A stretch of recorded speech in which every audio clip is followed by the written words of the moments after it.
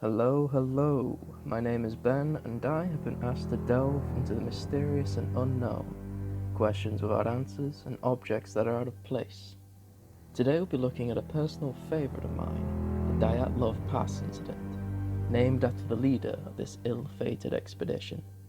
Dyatlov, Doroshenko, Dobinad, Krivonishenko, Kolevatov, Kolmogorov, Slobodin, Vyborg-Brignoz, and Zolyatarov would all meet their deaths in the cold Siberian winter. The Dyatlov Pass incident refers to the mysterious circumstances surrounding the deaths of 9 Russian hikers in the northern Ural Mountains between the 1st and 2nd of February 1959. The experienced trekking group, all from the Ural Polytechnical Institute, had established a camp on the slopes of Kholat Syakhl, an area now named in honor of the group's leader, Igor Dyatlov. During the night, something caused them to tear their way out of their tents and flee the campsite, all while inadequately dressed for the heavy snowfall and sub-zero temperatures. For the background of the situation, on the 31st of January, the group arrives at the edge of a highland area and begins to prepare for climbing. Their target, 10 kilometers past the Ural Mountains. In the wooded valley, before they started to climb, they cached surplus food and equipment that would be used for the trip back.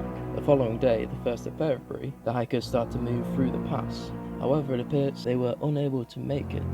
They became lost in the snowstorm and diverted west up towards the slope of Kholat Syakhl. When they realized their mistake, the group decided to stop and set up camp on the slope of the mountain, rather than move 1.5 kilometers downhill to an area that could have offered shelter. Before the group had set off, Dyatlov had agreed to send a telegram back to the sports club when they returned, expecting to be no later than the 12th of February. The date passes, but delays are common with such expeditions, so when the message fails to arrive, there is no immediate reaction. On the 20th of February, the relatives of the travellers demand a rescue operation, and the head of the institute sends the first rescue teams consisting of volunteer students and teachers. Soon enough, the army becomes involved, deploying helicopters to search for survivors. On the 26th of February, the searchers found the group's abandoned and badly damaged tent on Kholat Syakhl. What they found baffled the search party. Mikhail Sharavin, the student who found the tent, reported that the tent was half torn down and covered with snow. It was empty, and all the group's belongings and shoes had been left behind. Investigators said the tent had been cut open from the inside. 8 or 9 sets of footprints, left by people wearing only socks, single shoe or even barefoot, leading down towards the edge of a nearby woods on the opposite side of the pass.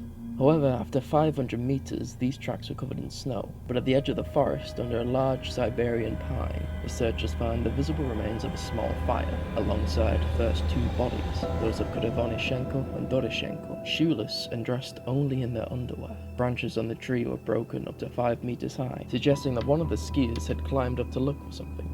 Between the pine and the camp, the searchers found 3 more corpses, that of Dyatlov, Kolmogorov, and Slobodin, who seemed to have died in poses suggesting they were attempting to return to the tent. They were found separately at a distance of 300, 480, 630 meters from the tree. The remaining 4, however, wouldn't be found until the spring thaw, and on the 4th of May, under 4 meters of snow in a ravine, 75 meters further into the woods from the pine tree. 3 of these 4 were better dressed than the others, and there were signs that those who had died first had their clothes relinquished to the others. Dubina was wearing Krivonishenko's burned, torn trousers, and the left foot was wrapped in a torn jacket.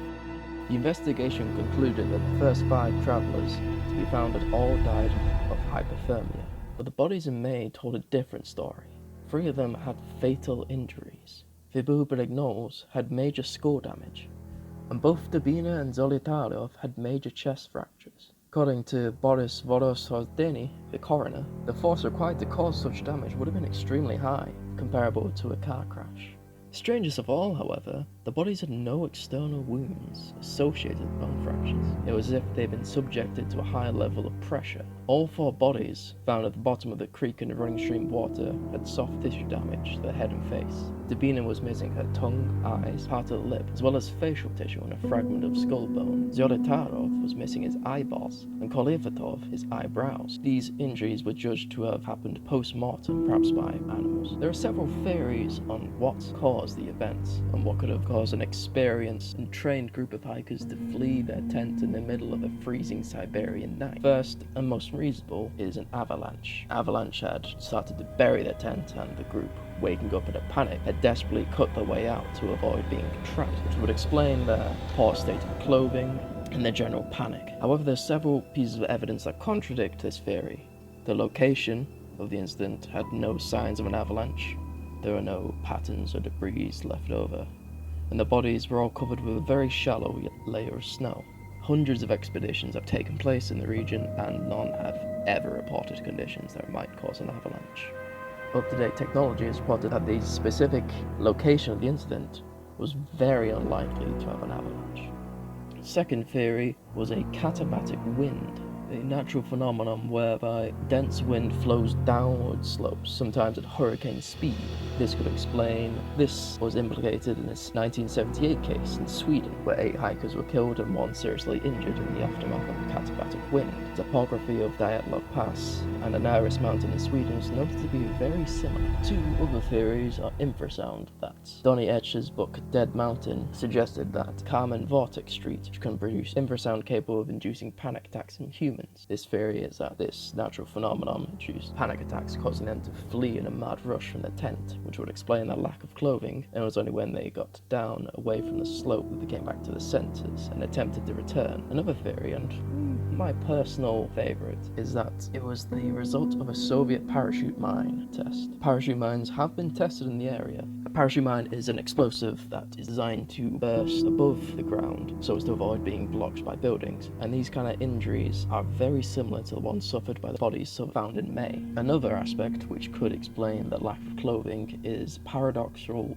undressing, which is a condition that can result from hypothermia, whereby the victim perceives feeling of burning warmth and desperately tries to tear off their clothes. All in all, there are several different theories over what exactly happened, but each has their advantages and disadvantages, and so we may never know for sure exactly what caused them to flee in the middle of the night.